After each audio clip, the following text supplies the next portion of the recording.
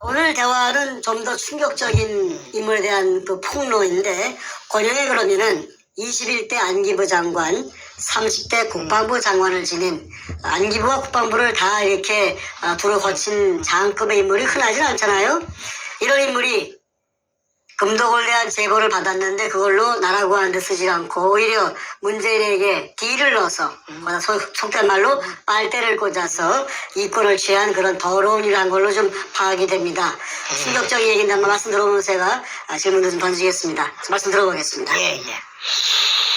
제가 그 2013년 3월 28일 날 중국에서 그 방랑생활 도망가가지고 킬라들 붙이가 죽이려고 하니까 도굴단들이. 그래서 18개월 방랑자 신세를 마치고 박근혜 대통령이 당선되었기 때문에 제가 그 귀국을 했습니다. 그래가지고 그 당산역 근처에서 그 제 후배를 하나 만났는데, 저를 도와주는 후배가 달고 나온 여자가 한 사람 있는데 그 여자가 북한에서 온 탈북자였습니다. 그리고 그 여자가 특이하게도 39호실이라는데 한 20년 이상을 근무했대요. 그래 39호실이 뭐 하는 데냐 했더니 아마 그 외화를 벌여가지고 그 통치자금을 마련하는 그 최고 통치권자의 통치자금을 마련하는 그런 부서라고 합니다. 그러니까 그 여자가 굉장히 머리가 영리하고 그 아주 동작이 빠르고 그 잽싸지요. 소위 얘기한 북에서는 최고 엘리트네요. 예. 그래서 저는 그런 데 관심도 없고 해서 그냥 그 후배가 데리고 온 뭐 손님이니까 같이 밥을 한 그릇 먹고 헤어졌는데, 그 여자가 이제 나중에 저를 갖다가 도와주는 이 문현동의 금도구를 도와주는, 자기가 자청해서 도와주는 그 말하자면은 역할을 하겠다. 네네. 어떻게 도와주겠느냐 하니까 박근혜 대통령에게 알려가지고, 이 박근혜 대통령이 아마 모르고 있는 것 같은데, 자기가 그 박근혜 대통령 앞으로 자기 이름으로서 등기 우편을 보내가지고 이렇게 국가적으로 이거는 하지 않으면은 이게 우리 2만 3천 탈북자들이 바로 그냥 뭔가 저게 대통령이 되고 나면은 문재인이가 대통령이 되면은 큰 배를 가지고 그냥 다 싣고 그냥 김정은이한테 강제로 갔다가 북송시킬 그런 위인이다. 20조를 물론 정옥자 교수 20조를 다 알고 하는 말입니다. 그래서 이제 저를 도와주기로 했습니다. 그러던 어느 날 선생님 장관을 하고 2번씩이나 하고, 그 다음에 대단한 사람이 한 사람 있죠. 그 누군데? 했더니, 근영애를 덜미깁디다. 그래서 내가, 잘 알지. 내가, 그분은 나를 몰라도 나는 그분을, 이름을 들었기 때문에 잘 알지. 그런데, 왜 그래? 하니까, 그분이 우파고, 또 박근혜 대통령 편이니까 그분은 믿을 수가 있으니까 그분을 내가 만나게 할 테니까 좀 만나보시겠습니까? 그게야. 그런데 그분은 어떻게 당신이 북한에서 온 사람이 만나게 해줄 수 있느냐 했더니, 내가 그분하고는 아주 긴밀한 사이이기 때문에 만나게 해줄 수 있습니다. 그래서 코리아나 어느 날, 그때가 2013년 연말 정도 된다고 기억이 납니다. 코리아나 호텔에 커피숍 2층에 올라가는데 오른쪽에 은밀한 대화를 나누는 그런 큰 홀이 있어요. 거기서 이제 만났습니다. 근 장관을. 권영희 장관. 예. 자기 부인하고 같이 왔더라고요. 그래서 이제 인사를 하고 나서, 그래, 내가 듣자니까 부산 문현동에 어뢰 공장이 어떻고, 금도굴이 어떻고 하는데 어떻게 된 거요? 저한테 얘기를 좀 해줄 수가 있나요? 그래서, 내가 이야기를 하려고 나왔습니다. 해서 한 3시간 동안, 얘기를, 쭉 했더니, 숨도 안 쉬고 숨죽여서 다 듣고 나더니 하는 말이, 야, 내가 다 듣고 나니까 이제 내 눈앞에 가려졌던 안개처럼 짙은 안개가 눈앞에 짙게 드리워져 있었는데, 이제 그 짙은 안개가 싹 없어지고 저 멀리까지 잘 보입니다. 정 작가의 이야기를 들으니까 이제 모든 것이 전부 다 이해가 됩니다. 그 모든 것이 무엇입니까? 했더니, 내가 21대 국정 안기부 장관을 하고 그 다음에 내가 30대 국방부 장관을 했는데, 했는데. 안기부장이 장관입니다. 안기부장이라고? 예, 예, 안기부장. 30대 국방부 장관을 해서 내가 정보가 대한민국 안에서는 비교적 몇 손가락 안에 들어갈 정도로 내가 워낙에 잘 아는 사람인데, 요 최근에 근래에 들어서 이상한 이야기들이 많이 들었다. 서너 사람으로부터서. 그 얘기가 뭐냐면, 이상한 얘기가 뭐냐면은 그 문재인이라는 그 사람에게 어디서 돈이 났는지, 돈이 엄청난 돈이 그 사람에게 있다고 그런 말들을 한 각각 다른 서너 군데로부터 들었는데, 자기가 생각할 때 이해가 되지 않았다. 너무나 액수가 크기 때문에. 그래서 어떻게 이상하다, 그게 무슨 말일까, 항상 가슴에 좀 납덩이 매단 것처럼 그걸 하두가 돼갖고 곱씹고 했는데 확인해 볼 길도 없고, 야, 그게 뭔가 하다가 오늘 이제 정 작가를 만나가지고 얘기를 전모를 다 듣고 나니까 이제 그래서 그 안개가 싹 없어지고 저 멀리까지 보는데 이해가 됐다 이 말이죠. 그러면서 하는 말이, 자, 자기 소개를 하더라고. 내가 육군 사관학교, 내 기억입니다. 17회라 하더라고, 17회. 그리고, 나이는 1937년생이라 하더라고. 고향은 경주 사람이고, 중학교를 은양중학교, 경남 울산 옆에 은양중학을 나왔다 하더라고. 그리고 자기 아버지가 그 중학교, 선생님을 하셨대요. 그리고 교육자의, 자제인데, 그래, 이제 고등학교를 시골에서 졸업하고, 그 다음에 육군 사관학교 17기로 입고해서, 육군 중장 3스타 때, 그 다음에 국방부 차관이 되었고, 발탁 김영삼이 들어서자, 그 다음에 국방부 차관에서 승진해가지고 국방부 장관, 그 다음에 또 안기부장, 이렇게 됐는데, 자기가 국방부 장관 할 때는, 자기 말입니다. 국방부 장관 할 때는 항장엽이라는 그런 북한의 거물을 자기가 안기부장 할 때 그렇다 하다. 항장엽치를 자기가 작업을 해가지고 그걸 한국에 데리고 왔고, 그 다음에 국방부 장관 할 때는 하나회를 척결하는 김영삼이의 지시에 따라서 하나회를 싹 없앴다 하대. 그걸 내한테 훈장처럼 말하더라고. 그래서 아이고 대단합니다 했더니, 자기가 그 국방부 장관을 할 적에 법무부 장관이 있었는데, 법무부 장관이 청와대에 김영삼 시절에 김기춘이라는 거제 사람이 법무부 장관을 했는데, 같은 경상도가 돼서 자기하고는 나이는 자기가 좀 많다고 하더라고. 2-3살 많다고 하더라고. 참 친하게 지내서 그 농담도 하고 아주 가깝다고. 그러니까 그때 김기춘 씨가 말하자면은 그 비서실장을 하고 있었습니다. 박근혜 정권에 청와대 비서실장을 하고 있습니다.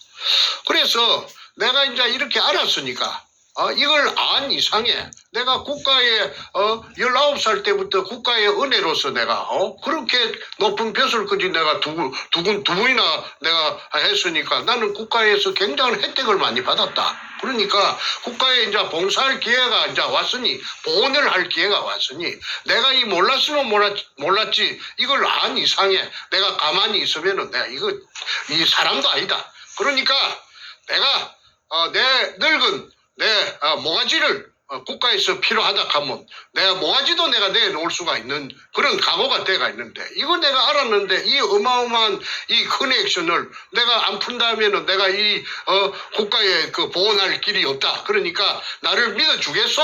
하고 묻더라고. 그래. 어떻게 믿어달라는 말입니까? 하니까, 내가 언제까지라고는 내가 장담은 못하겠지만은 내가 어째도 이 일을 꼭 해결할 테니까 나를 믿고, 내하고 같이 이 문현동 그 의뢰공장의 진실을 해결하는데 내한테 그 일을 맡겨주기를 바라요. 아이, 그거 참 내로서는 물어보나 마나 딱이지, 딱. 그리고 든든하게 짝이 없는데, 장관을 2번씩이나 한 사람을 내가 국민학교, 내가 선생 출신이 말이야. 만났으니까, 그런 분이 자청해서 자기가 해결해 준다니까, 내가 그냥, 항공무지로 소이다. 이래 되는 겁니다. 그런데 하나 조금 뜰뜨름한 조금 깨름직한 마음은 있었어요. 그게 뭐냐면은 내가 80년도에 부산에서 선생을 할 적에 초등학교 선생을 할 적에 신문을 본 사회면을 본 기억이 떠올랐습니다. 뭐냐면은 아마 그분이 독직 사건으로 뇌물을 받았다고 해서 독직 사건으로 검찰에 불려가서 수사를 받다가 그 화장실의 변기를 깨가지고 그 변기가 독인데 독이 아닙니까 독이 여물지요. 이걸 도끼다시 바닥에다가 던져갖고 깼던 어쨌든 뚜껑을 깨가지고 그 뾰족뾰족한 날카로운 걸 가지고 날카로운 그 뾰족한 그걸 가지고 배를 그었다는 사실입니다. 그러면은 그래가지고 이제 병원에 실려가고 소동이 났다는 것을 제가 신문 기사를 통해서 알았습니다. 그때는 느낀 소감이 기억이 났는데, 아이 그 쑤시려고 하면은 팍 쑤시갖고 창자가 좀 티 나오도록 저 외놈들 같이 할복을 하려면은 그래가지고 그 창자가 티 나오고 뭐 죽든지 살든지 그냥 그래 하지. 그 껍데기만 표피만 피하만 살짝 금이 가갖고 긁어가지고 피가 나왔다 하는 그걸 나는 일컬어서 내가 혼자 말로 그 당시에 중얼거리고로 아이고 아야 사건이네. 아야 긁으니까 껍데기만 벗기지니까 아야 아프지 아야지 그걸로 하면 푹 좀 주시었던지 내가 그 생각한 게 떠올라서 그걸 조금 깨끗했습니다. 그 쇼라고 나는 그 당시에 내가 그 쇼라고 생각했거든요. 권영이라는 사람의 인격이 뭔가 쇼맨십이 있는. 아니 그래서 그게 또 딱 떠오르더라고. 그래서 야 저 사람 믿어도 되나 싶거든. 어쨌든 간에 내가 뭐 지푸라기 잡는 심정이니까 그래서 그러면 이제 다음 날 또 만나자. 또 며칠 동안 연구부 만났어요. 만나서 내한테 세 가지를 주문하더라고. 세 가지를. 조건을, 옵션을 세 가지를 걸더라고. 뭐냐면 하나는 첫째 교회에 나오라. 교회는 어느 교회냐 하면은 용산 우체국 뒤에 있는 그 국방부 후문에 있는 국군 중앙교회에 자기가 장로인데 그게 나오는 조건이다. 주일마다. 주일에는 마차 나오는 한 번도 빠지면 안 된다. 그리고 11시부터서 예배가 시작되는 그 예배에 이제 나오라. 교회를 왜 나오라는 거예요? 나오라 하는 것은 조건은 그래 왜 교회에 셌는데 교회가 제가 일산서부터 그까지 먼 길을 와야 됩니까? 내가 물었더니 거기에 나와야 일주일마다 정보를 서로가 진행된 사항에 대해서 정보를 교환할 것이 아니냐. 그 말이 맞지요. 정기적으로 접촉을 하자. 그렇죠. 교회에서. 그렇죠. 네네네. 그래서 그거는 내가 거부할 마음이 없죠. 그건 더 고맙지요.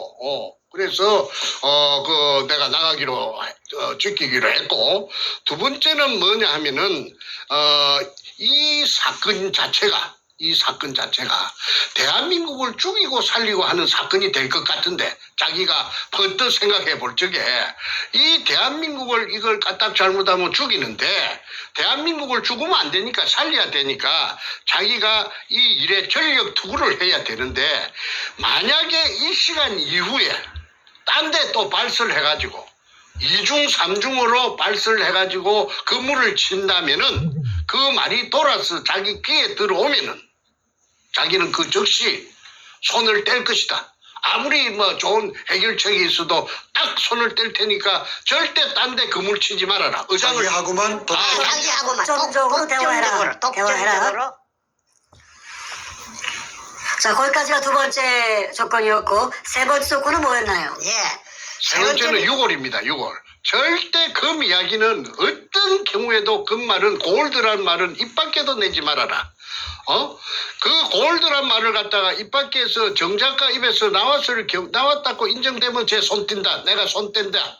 그러면 어떻게 해야 됩니까? 하니까 금 이야기는 하지 말고 6월 이야기만 해라. 6월 이야기만 해라. 그 이유는 묻지를 마라. 그막 유골 이야기만 하지 금 이야기는 절대 하지 말아라. 이런 거 하니까 뭐 금 얘기하면은 금을 쫓는다는 오해를 받고 그러니까 어떤 유해에 대한 어떤 그런 그 공익적인 얘기만 해라 그런 뜻이 아니었을까요? 그랬어요. 그래서 내가 이제 해석하기로 예, 내가 예. 아니 그 사람이 이제 금을 탐이 나서 정충제를 도와주고 그 다음에 의뢰공장 찾는 일에 한다 하는 그 세상으로부터서 어떤 비웃음을 살까 싶어서 그런가 나는 그렇게 해석을 했습니다. 금 이야기는 하지만 그거는 또 어찌 보면 당연하다고 할 수가 있죠. 예, 이해했습니다. 금이 한 번도 안 나왔으니까 한국 사회에서 금이 나온 적이 없거든. 그래서 그 세 가지는 어려운 것도 아니고 제가 그렇게 지키겠습니다. 그래서 약속을 하고 해가 바뀌었습니다. 2014년이 되고 15년까지 2년 동안에 그래도 열심히 나가고 제가 약속을 잘 그러니까 결론은 뭐냐면 권영의 본인하고만 얘기하고 절대로 함구하고 딴 데 가서 말도 입도 뻥긋 하지 말아라. 예, 예. 그리고 2년 동안 자기하고만 교류해라. 예, 그거 예. 아니었습니까? 예, 예. 자기가 해결하겠다. 그래서 해결했습니까? 아니 그 해결은 자꾸 이제 해결은 내가 또 맡기는 거 뭐 챙기는 것도 아니었고 어찌 됐습니까 물어볼 수가 없지. 그래서 인내심 가지고 그냥 기다리셨네요. 기다리지요. 그러니까 기다리는데 이거 뭐 오늘은 무슨 좋은 소식을 줄라나 내일은 좋은 소식을 줄라나 하는데 그 사람이 그 신뢰가 안 가는 부분이 좀 있더라고. 뭐냐 하면은 이 양반이 또 내를 갖다가 부산에 가서 향군 회장 호남이를 만나라. 그 다음에 또 뭐 저 성수동에 가서 향군 회관에 가서 뭐 영광급 장교 연합회 뭐 누구를 만나서 뭘 해라 하는데 그 가면은 그 사람들이 좀 그 건장관이 시킨 그 말을 하면은 좀 시덥지 않게 좀 별로 신통치 않게 별로 그래서 이거 내가 한 서너 번 땡기다 보니까 내가 또 놀림방으로 말이지 시간 걸대우로 땡기는 것 같지 그 나를 뺑뺑이를 돌리는 거 훈련시키는 것 같지 그런 기분이 들더라고.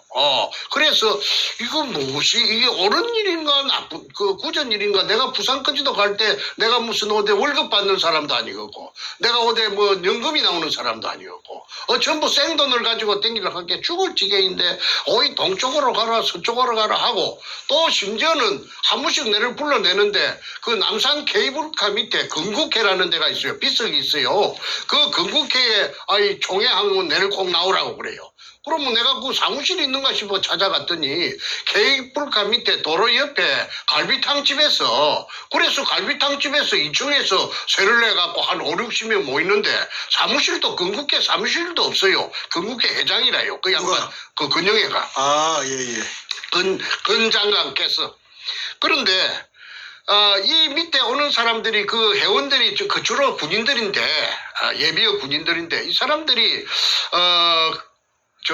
근 장관이 없을 적에 뭐 불평불만을 하는데 뭐라고 하느냐 하면은 별명이 근상사라 하더라고. 근상사.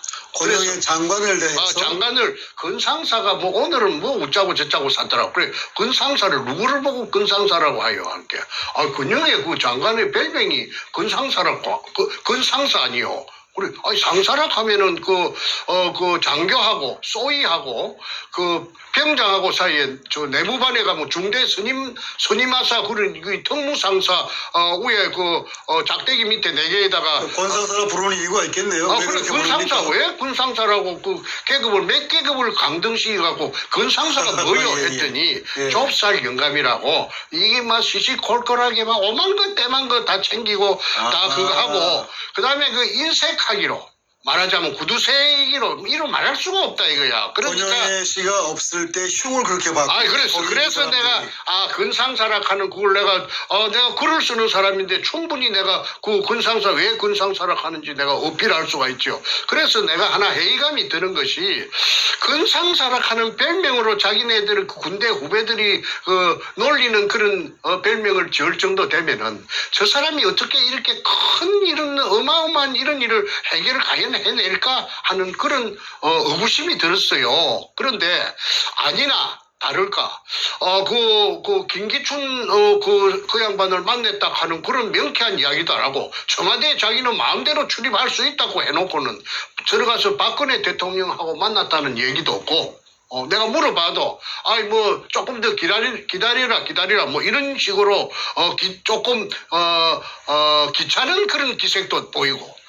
아니 박근혜 대통령한테 청와대 들어가서 그냥 같이 독대해가지고 그냥 얘기해버리면 되는 것인데 그걸 무슨 또 거의 뭐 결혼식 날 잡는 것 같이 이래 하니까 사람이 그냥 한장을 하겠더라고. 그러던 차에 한 번은 내를 보고 현장에 오늘은 내일은 현장에 한번 가봅시다. 부산의 현장에 어떻게 갑니까 하니까 자신의 그 동기생 친구 중에 64, 17기 중에 경남 진해 출신의 1사단장 하던 김아무개 소장이 있는데 그 양반이 1사단장 할 적에 남친 땅굴에 대해서 통달로 해가지고 땅굴 찾는데 그래갖고 이제 새꼬쟁이 2개를 가지고 이 다우징이라 하나 그걸 갖고 왔는데 백발백중이라 이거야. 땅 밑에 그 탐사하는 거. 탐사하는 거. 새꼬쟁이 2개 갖고 하는 거. 다우징이라고 그러죠. 다우징 그거 막 백발백중으로 찾아낸다 이거야. 그 전문가다. 그리고 그 속에 무슨 금 같은 거 그런 금속이 있어도 다 그 반응을 다 체크할 수가 있으니까 그 건장관께서는 자기 친구 그 아무개 소장님을 김 소장님을 초청할 것이고 그 다음에 내도 또 한 사람을 정작가 한 사람을 금을 찾고 그 다음에 구례를 찾을 수 있는 그런 사람이 있으면 한 사람 대라고 했어. 그리고 나는 이제 그 강원도 원주에 그 윤아무개라고 필리핀에서 금 찾아서 인생을 바친 금 찾아다니면서 인생을 바친 윤아무개라고 내하고 나이 같은 사람이 있어요. 내하고 친구가 됐는데 그래서 윤아무개를 갖다가 이제 불러 올렸습니다. 그래서 이 윤아무개는 그 이전에 저 한국은행 지하 금고에 금이 얼마나 있는지 그 미션을 줘가지고 그 체크를 한번 그 측정을 한번 한 적이 있었는데 그 서울에 대해서는 그 사람이 청춘을 갖다가 필리핀에 25년 동안 돌아다녔으니까 서울 소공동 근처는 잘 모릅니다. 그런데 한 30분 만에 찾아내더라고. 그 미독 신세계 백화점 앞에 그 조형물이 있는 동상같이 조형물이 있는 분수대가 있는데 그 밑이 저 한국은행의 그 금창고라 지하 몇 메다가 그 금창고인데 거기서 금의 양은 지하 몇 메다 그거 내가 잊어버렸는데 지하 몇 메다 지점에 금이 요게 한국은행 그러니까 그게 한국은행 금창고인데 보유금이 한 15톤 정도 체크되네요 이렇게 하더라고. 그러니까 그때 한국은행에 근무한 적이 있는 그 아주 높은 간부가 한 사람 그 옆에 있었는데 이 감동을 한 적이 있습니다. 아이고 명도네 바로 명도네 어떻게 그렇게 기가 차게 알아맞히느냐. 그래서 내가 이제 그 자료 중에 윤아무개 그분도 소위 다우징 기술 같은 거에 능통한 다우징 아니에요. 다우징은 아니고 다우징 아니고 일본 옛날에 그 왕실에서 그 금을 재놨던 그 창고 속에 금이 가득 들어가 있지 않습니까? 그 금을 갖다가 일일이 빼갖고 무게를 달라하면은 그것만 해도 막 어마어마한 일이기 때문에 금이 양하고 그 금이 그대로 온전하게 있는가를 측정하는 기계가 있대요. 그 왕실에서 내려 그 기계를 이 사람이 어떻게 벤치마킹을 해가지고 자기가 고안을 해가지고 백발백중이라고 장담을 지하에 있는 금을 위치와 양을 확인할 수 있는 그런 기술을 그 기구가 있어요. 자기만 실험상 시켜보니까 백발백중. 아니 그래서 지금 이제 주요 국가별 금 보유량 2010년 6월달에 나온 통계치가 여기에 있는데 이게 보니까 국가의 금 보유량이 한국의 금 보유량은 한국은행 아까 말한 신세계 백화점 밑에 그 분수대 밑에 그게 있다고 했지 않습니까? 그게 있는 게 맞아요. 그런데 그게가 15톤이라고 했는데 여기에 찍기가 있는 거는 14.4톤이라고 요 맨 밑에 찍기가 정확하게 찍히네요, 완전. 바로 그냥 기가 막힐 지경이죠. 제가 화면을 잠깐 보여주겠습니다. 예. 이야, 그렇군요. 잠깐만요. 예. 여기 보시면은 여기 제목부터 보여드리겠네요. 제목에 보면 주요 국가별 금 보유량 해가지고 2010년 6월 자료인데 미국이 뭐 8,000톤 어마어마하게 많고 1등이고 쭉 내려가서 대한민국이 금 보유량이 56인데 14.4톤으로 공식적으로 통계가 잡혀 있네요. 근데 그분이 말씀하신 15톤 집었으니 정확하게 그래서 의심의 더 이상 그 사람의 실력에 대해서 이야. 의심의 그 할 수 있는 그게 조건이 아무것도 없지요. 그래서 이제 윤을 불러들이서 가지고 그 군인 출신 그 권영애 씨의 군인 출신 그 다우징 전문가 한 분하고 바로 이 윤아무개하고 두 명을 데리고 현장을 갔다. 예. 됐습니다. 이해됐습니다. 그래서요. 권 장관의 그 구인성 성합차를 고속도로 버스 전용 차선에 달릴 수 있는 걸 타고 그 부산 현장에 갔습니다. 가서 이제 두 사람이 이제 그 현장에 비가 부슬부슬 오는데 그 육군 소장 권 장관의 친구하고 그 다음에 이 원주에서 온 그 윤하고 둘이서 이제 금시초문으로 만났던 것입니다. 그 사람들도 아는 사이가 전혀 없지요. 그런데 둘이가 딱 일치가 되는 것입니다. 여기서 저기까지 약 50m가 되는데 그 지하 몇 메다 지점에 공간 반응이 나오고 그 이제 밑에 공간 반응이 나오는 그게 어마어마한 공간 반응이 나오는 그게 의뢰공장입니다. 그리 이제 그 동네 일대를 쏘다니다가 이제 특기사항이 이제 두 사람이 다 공간 반응이 일치가 되는데 그 옹벽 위쪽에 산동네에 그렇게 말하자면 내가 구멍 뚫은 그 산후의 그 근처에 1174번지입니다. 1174번지입니다. 박상조라는 그 사람의 집이 약 40평이 있었어요. 그 집 밑에서 금 반응을 300톤을 체크했습니다. 300톤. 300톤. 100톤, 300톤을 체크를 누가 했느냐? 두 사람 다 똑같이. 두 명 다 똑같이 300톤이라고. 예. 이야. 자, 그래서 그 밑에 그런데 이거 희한한 말은 그 구멍을 뚫는 시추 기계를 전공하는 그 기계를 보링하는 기계를 동원해서 이게 자기가 파악하는 그 위치에다 구멍을 뚫으면은 금을 이렇게 찍었어. 금 무디기에 바로 그 기계가 좁히단기 들어가서 찍었어. 그 금가루가 묻어 올라온다 카대. 묻어 올리겠다고 자신하는데 그렇게 아까 소장도 일치되고 그 다음에 원주에서 온 이 필리핀 이것도 일치가 되고 이러니까 기분이 좋다고 그날 의뢰공장 찾는 것도 확인했고 그 다음에 금도 300톤이 나오니까 아까 건상사라고 불리는 그 건장관께서 돌아오는 차속에서 기분이 좋은지 그 봉투를 갖다가 하나서 잡아내갖고 갈라주더라고. 그게 이제 그 문현도 일대 중에서 한 특정 부분에만 300톤이라는 얘기죠? 그렇죠. 그죠? 그게 1174번지인데 그게 이제 도굴단이 만든 그 지도 의뢰공장 내부 도면에 보면 금이 있다고 표시가 되어 있습니다. 백준엄이가 그 금을 거기가 지하 몇 공장이죠? 지하 1공장. 자, 먼저 다시 정리하죠. 대한민국 국가가 보유한 금이 아까 얘기한 14점 몇 톤이고 14.4톤. 기껏해야 15톤이 맥시멈인데 문현동 약 15톤이라고 했죠. 그렇죠. 문현동 일대 중에서도 거기 특정 주소지 밑에 있는 것만 300톤이 있다고 두 명의 서로 모르는 각각의 전문가가 동시에 확인한 300톤이다. 어마어마합니다. 자, 그 다음 얘기가. 그때까지 그게 그게 아마 다 끄잡아낸 게 아니고 금이 양이 많으니까. 그렇죠. 내나 탁종수라는 자가 그 도굴단에 탁종수 있잖아요. 김성태 옆에 앉았던 거, 그 멍청하게 앉아 있는 거. 그게 내한테 월경 기순에 온 적이 있었다고 했죠. 그럴 때 금이 다 끄잡아냈느냐 물어보니까 일부는 끄잡아내고 일부는 더 깊은 곳으로 들어갔다고 말했거든요. 그런데 더 깊은 곳이라 가면은 일단은 그게 있는 금을 안쪽으로 더 이었다는 것입니다. 그런데 백준영이 만든 의뢰공장 내부 도면에 보면은 그게가 금이 있었다는 표시가 되어 있기 때문에 그게 아마도 처음부터서 300톤은 애놈들이 그게 도망갈 때부터서 그게 있었던 것이 아닌가 그렇게 저는 추정하고 있습니다.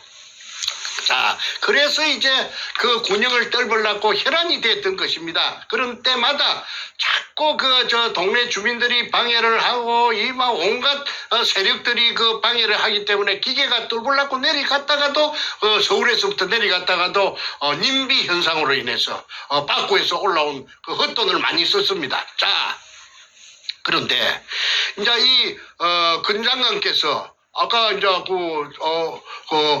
이제 입이 찢어질 듯이 해가지고 그 봉투를 하나씩 주는데 그 내가 그 올라와서 내가 그 찾아본 게 5만 원짜리 2개 들었대. 누구한테 10만. 봉투를 줘요? 아이 근 장관이 얼마나 내가 그 봉투 주는 거 처음 봤어요.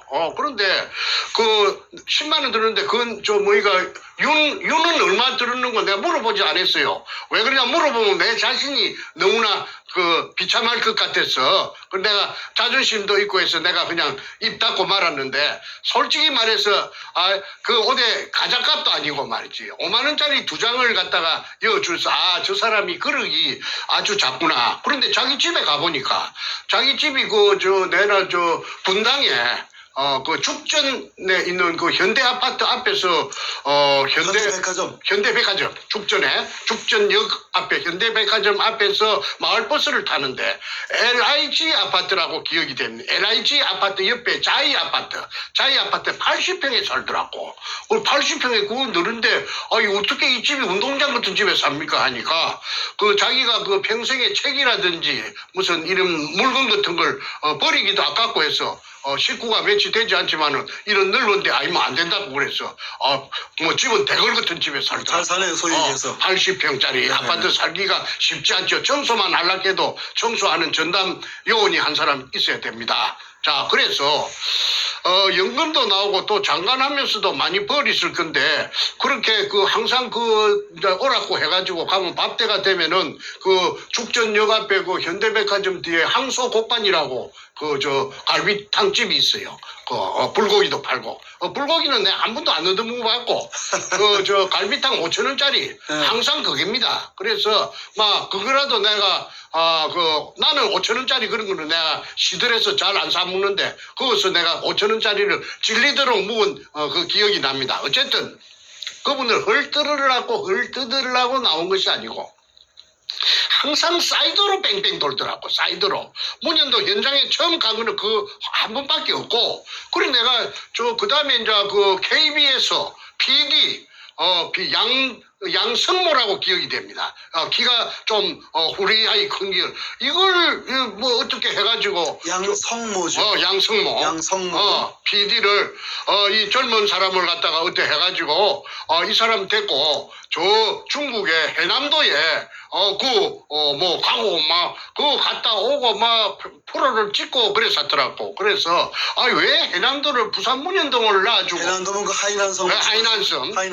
해남섬에 삶 알았는데 그게 옛날 외정 때 우리 한국의 핵무소에 있는 교도소지요 있는 죄수들이 애놈들이 거기에 가서 노력 봉사를 예를 들어 6개월 하면은 너그 자녀 형기를 삭감해 주겠다고 이래갖고 자원서를 받아갖고 수많은 한국의 죄수들을 인적 자원이 부족하니까 해군 기지 공사하는데 싣고 갔어요.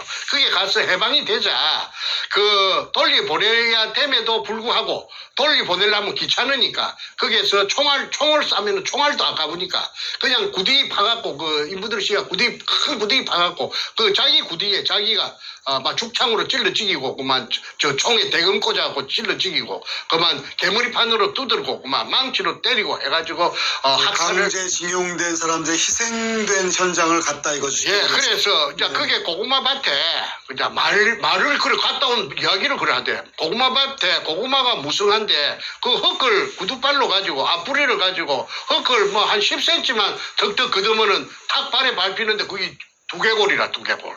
그 두개골이 그 당시에 조선에서 끌려갔던 불쌍한 죄수들 유결이 있다고 격분해가지고 그 2개를 갖고 왔다고 살짝 갖고 왔다고.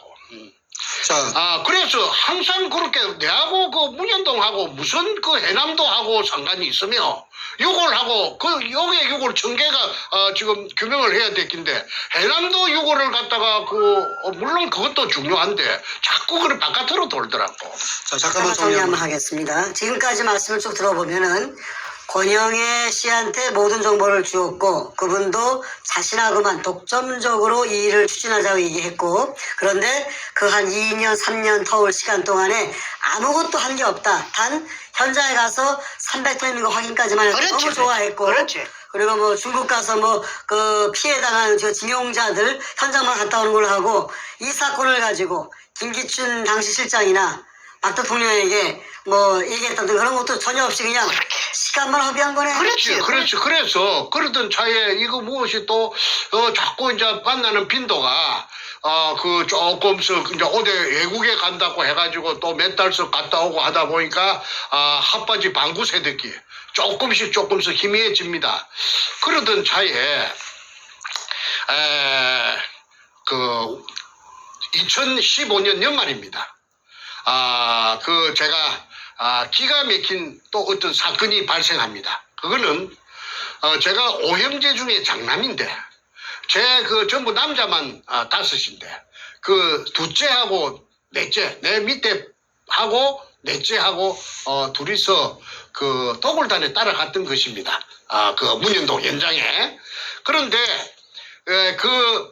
둘째 보고 이제 우리가 세월이 가니까 우리가 팽당했다. 이용만 그때 그 문현동 금도굴 현장에 서너 달 있었던 것은 저 도굴단한테 내가 우리가 지금 와 생각하니까 쟤들이 막 벤츠 S600을 타고 난리를 치고 부산에서 잘 살고 그냥 귀족이 돼가지고 그냥 번쩍번쩍한 차를 타고 다니는 거 부산 바닥이 좁으니까 알지요. 야 저거 어떻게 해야 되겠나. 그러자 정옥자 교수의 20조도 알게 되고 하니까 내한테도 오지도 못하고 행정안끼리도 이간을 시켜놓으니까 그래서 자기는 둘째하고 넷째가 상의하기를 우리가 이 세상에 알리자.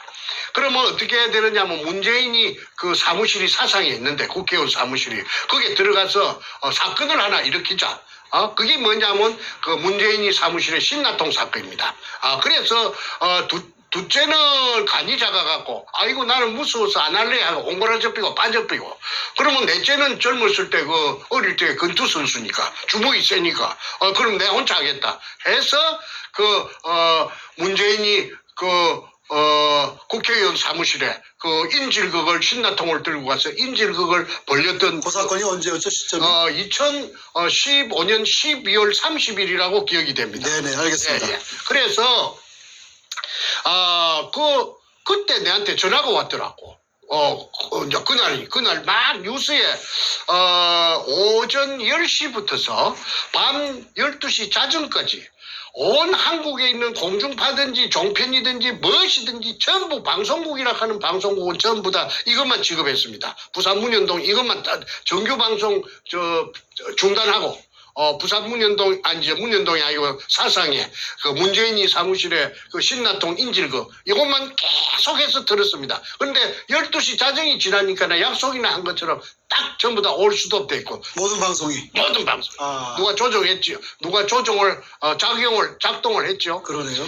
그래서 이제 그래서 그나마 그래도 사건이 벌어진 10시부터서 자정까지 14시간 동안 도배를 하듯이 온 한국에 모욕을 하듯이 했기 때문에 세상이 그때 문현동 금도굴이 최초로 알려지게 된 것입니다. 알겠습니다. 사람들이 믿든지 말든지 그거는 뭐 안 믿든지 간에 최초로 알려진 겁니다. 자, 그때 내한테 뜻밖의 전화를 했더라고. 권 장관이. 정 작가 동생이 맞소? 내하고 좀 닮았는 모양이라. 그래서 네 맞습니다 하니까 그걸로서 건장한하고 저하고는 말하자면은 사연하라 좀 친 것입니다. 그 다음에 내가 전화 걸 이유도 없고 그 사람도 전화 안 오니까 끝난 거 아닙니까?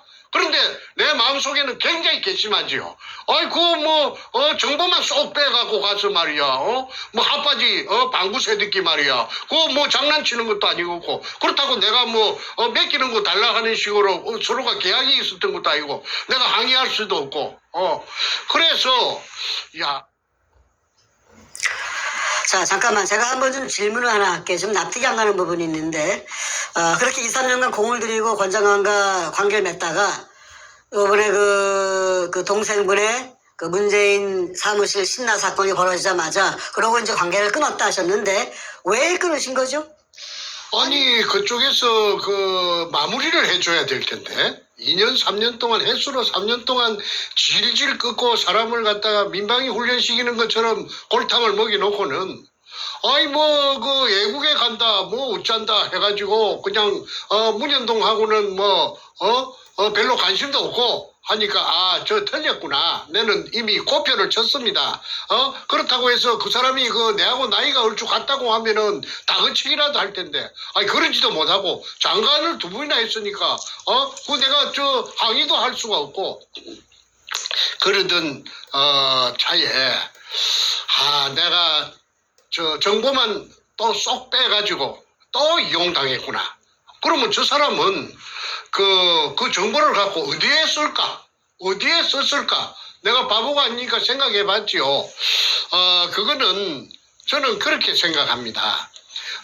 덕수궁 앞에서 시청 앞에서 당기국의 태극기를 할 적에 그 사람이 뜻밖에도 그게 나타나고 또 좀 있다가 헌법재판소 앞에서 단식을 한다고 해서 나는 당장 저 사람이 쇼하고 있구나. 쇼를 하고 있구나. 아까 제가 서두에 말씀드린 것처럼 아이야 사건 이야기했습니다. 검찰에서 화장실 변기를 깨뜨려 가지고 피부 껍데기만 조금 나가고로. 그래서 내 아이야 사건이라고 했는데 아이야 사건도 쇼고. 그다음에 헌법재판소 앞에서 단식하는 것도 내가 볼 때는 쇼업디다. 그리고 내한테 모든 정보를 가지고 간 것도 해결해 주겠다는 것도 쇼고 전부 연결이 되지요. 그러면 그 사람이 정보를 빼갖고 어디에 썼을까를 내가 맨날 며칠로 두고 내가 연구를 해본 결과가 내가 모범 답안을 하나 찾아냈어요. 그거는 그 사람이 태극기 우파라고 말이지 온 국민들이 알아볼 수 있도록 그렇게 쇼를 하면서 뒷전에 문현동을 갖다가 2년 반, 3년 동안을 갖다가 횟수로 3년 동안 속속 깊이 전부 다 빼가지고 그게 아까 문현동 1174-1번지 박상조 집 밑에서 금 300돈이 있다 가는 것까지도 알은 사람이. 그런데 그걸 어디 그만 가만히 있고 입에 자꾸 채웠겠습니까? 목적이 있어서 그렇게 빼냈겠지요. 그것은 내가 볼 때는 문재인이하고 서로 보지 않는 곳에서 책상 밑에서 내통을 하고 있었다. 내통을 하고 있었다. 그러면 어떻게 내통했느냐? 정보개통에 놀던 사람이니까 자기 부하들 많을 거 아니에요. 부하들을 갖다가 문가 촉에다가 보내가지고 심부름을 우리 장관님이 당신이 부산 문현동에서 한 짓거리를 다 알고 있어. 다 알고 있어. 그 다음 말은 할 필요가 없지요. 다 알고 있어. 그 다음 말은 생략인데 점점점인데 그걸 굳이 표현을 한다면은 점점점을 지우고 표현을 한다면은 너 죽을래? 죽어볼래? 하는 말하고 같다고 봅니다. 너 죽어볼래? 너가 한 일을 다 알고 있는데 너 내가 이거 터뜨리면 너 죽어? 그 말하고 같겠다고 보겠지요. 그러면은 저쪽에서는 맹색이 육군사관학교를 나와가지고 국방부 장관도 하고 그 다음에 일국의 정보를 전부 다루는 안기부장을 하고 그런 무시무시한 사람이 너 죽어볼래? 하면은 이거 폭로하면 큰일 나겠구나. 그 다음에 어떻게 해야 되겠다. 이거는 제 입으로 차마 말하기가 난처해서 제가 생략할 테니까 국민 이 방송을 보시는 유튜브를 보시는 국민 여러분께서 나머지를 빈 공간을 채워주시기를 바랍니다. 너 죽을래? 내가 너 한 일을 다 알고 있어. 그 다음에는 그쪽에서 금도둑놈이 그 다음에 금도둑놈이 할 문재인이 청와대를 강제 찬탈해갖고 점거하고 있는 주식회사 금처리 주식회사 도굴금 처리 주식회사 대표이사 문재인이가 할 행동은 입을 막아야 될 거 아니에요. 입을 벌리겠다 하는데 죽이겠다 하는데 그럼 입을 뭘 갖고 막겠습니까? 떡을 갖다가 발라야 될 거 아니에요. 떡을 찹쌀떡을 하나 갖다가 입 안에 물이 나야 될 거 아닙니까?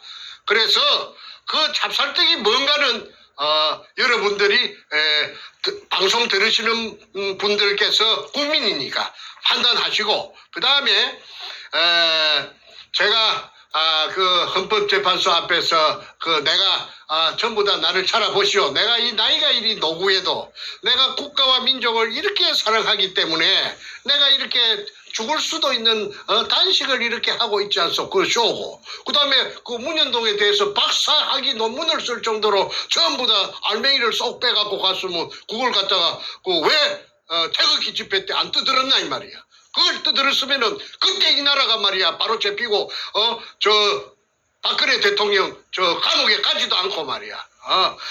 이 나라가 바로 뭔가 그때 정체가 드러났기 때문에 작살날 뻔일 거 아니야 말이야. 그 다음에 그 청와대 주사파들이 정리하지도 못하고 전부 다 맞아 죽었을 거 아니냐 이 말이야. 그런데 그때 입 쳐닫고 말이야.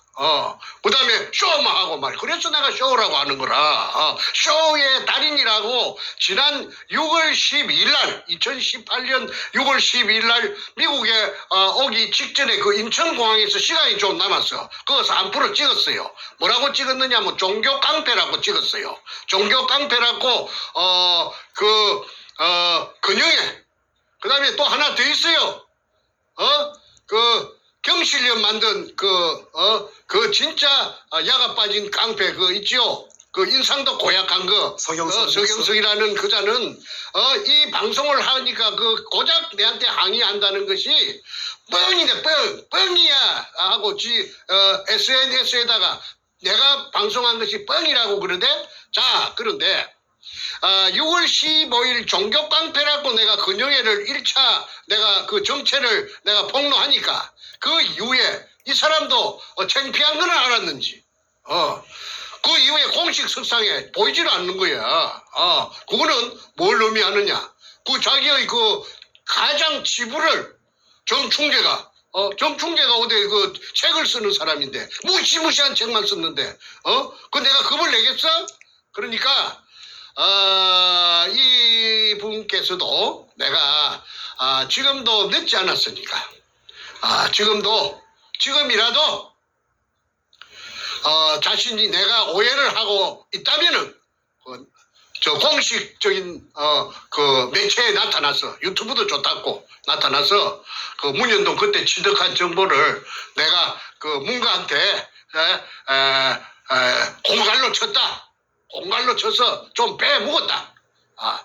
국민 앞에 석고 대지하기를 내가 간절히 바라고 그 다음에 나는 가짜 태극기였다.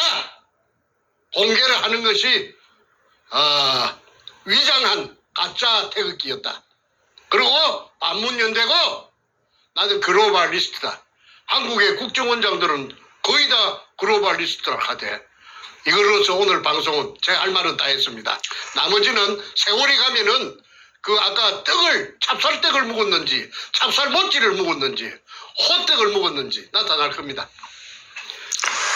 오늘 메시지의 제목이 다시 한번 상기시켜드리면 금독을 정보로 문재인에게 빨대를 꽂은 권영애의 더러운 정체입니다. 제목에 모든 것이 다 담겨 있고 지금 장시간 말씀하시면서 모든 내용이 다 공개가 됐는데 우리가 알고 있는 권영애는 옛날 안기부장 권영애도 있고 국방부장 권영애도 있지만 가장 최근 2년 동안에는 탄기국의 권영애로 많이 알려져 있었고 아까 말씀하신 대로 탄기국 끝단에 마무리될 때쯤에 아주 명예롭게 퇴장하는 그런 신용을 하면서 소위 단식 쇼를 벌였습니다.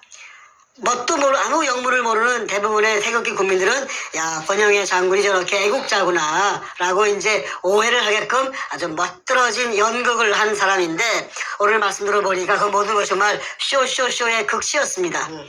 옛날에 우리 정 선생님께서 조원진에게 이걸 제보하셨었고 또 홍준표에게 류호의 의원 통해서 제보했지만 조원진도 홍준표도 입 딱 다물고 아무것도 안 했습니다. 자기 말로는 문재인 끌어내리고 대한민국 정상화시키는 보수 태극기에 앞장선 그 리더라고 그러면서 조원진도 홍준표도 입을 다물었습니다. 권영애는 설상가상으로 모든 정보 다 뽑아가고 시간 2, 3년간 낭비시키게 만들고 그러고 나서 연이어서 지난 2년 동안에 이 사태 동안에 탄기국의 어른으로 행세하면서 입 딱 다물고 정세의 말씀대로 문재인 향해서는 한마디도 안 했습니다. 정말로 육두문자 튀어나오는 인간입니다. 자신의 진심이 있다면은 그어서 문인동 금독을 떠들었으면은 내가 그 사람을 정체를 갖다가 이렇게 그 나이 연세도 많으신데 내가 공격할 이유가 없지요. 싹 빼갖고 가서 자기 장사해버리는 거야. 자기 이속만 챙기는 거야. 참 그게 현실입니다. 가슴이 먹먹해집니다. 이 사건을 다루면서 저희가 공개적으로 작년 6월 1일부터 횟수를 넘기고 7개월, 8개월째 이걸 하고 있는데 몇 번 반복되는 그 이름들이 나오는 동안에 뭐 여상규라든가 오늘 권영이라든가 이렇게 대한민국에서 알만한 그리고 정체성으로 볼 때는 소위 보수 우파로 분류되는 인물들이 대한민국 국민들의 눈 가리고 아웅식의 쇼를 하면서 문재인을 끌어내는 그 역할이 아닌 거꾸로 문재인의 비호 세력으로 공존공생. 금도덕과 함께 공존공생. 그런 그 국민들을 속이는 인물로서 계속해서 활동을 해온 것을 보면 정말로 경악을 금치 못합니다. 자, 권영애는 이렇게 금독을 정보로서 국가를 살리는데 그 정보와 자신의 인맥과 또 대한민국 내에서만 알아주는 그러한 그 경험을 가진 인물인데 그렇게 좋은 데 쓰지 않고 오히려 문재인을 협박해서 그 금 재물을 나눠 먹게 하는 소위 얘기하는 빨대 꽂기를 하고 자신은 그 와중에 국민들 눈물 뚝뚝 흘리면서 태극기 집회하는데 가짜 태극기 행세하고 문재인을 오히려 막아주고 도와주는 문재인 비호 세력으로 활동을 하였습니다. 그리고 자신은 마지막에 멋지게 퇴장하기 위해서 탄기국 말기에 단식쇼로 이 상황에서 슬그머니 빠져버리고 이제 더 이상 나오지 않습니다. 나올 이유도 없죠. 나올 이유도 없고 본래 연극은 잘합니다. 나올 이유도 없고 나와봤자 오히려 본전도 못 건지니까. 자, 여러분 오늘 메시지는 여기서 마무리를 지어야겠습니다. 정말로 문재인과 권영애가 둘이 밀실에서 만나서 어떠한 딜을 했는지 지금 우리는 알 수가 없습니다. 그러나 지금까지 보여진 모든 정황적 근거에서 사건은 정황적 근거에 대한 추적으로 시작하는 거 아닙니까? 이 모든 정황적 근거에서 권영애는 자신의 정체성으로 볼 때는 문재인을 끌어내기 위해서 앞장서온 인물인데 대놓고 그런데 이 모든 정보 문재인을 박살낼 수 있는 정보를 가지고 오히려 입을 다물고 조용히 어디론가 사라졌다. 무슨 말을 들었겠습니까? 국민 여러분께서 마지막 판단에 빈칸은 채워주시기 바랍니다. 권영의 그 더러운 모습 온 세상에 폭로했습니다. 오늘 여기서 마치겠습니다.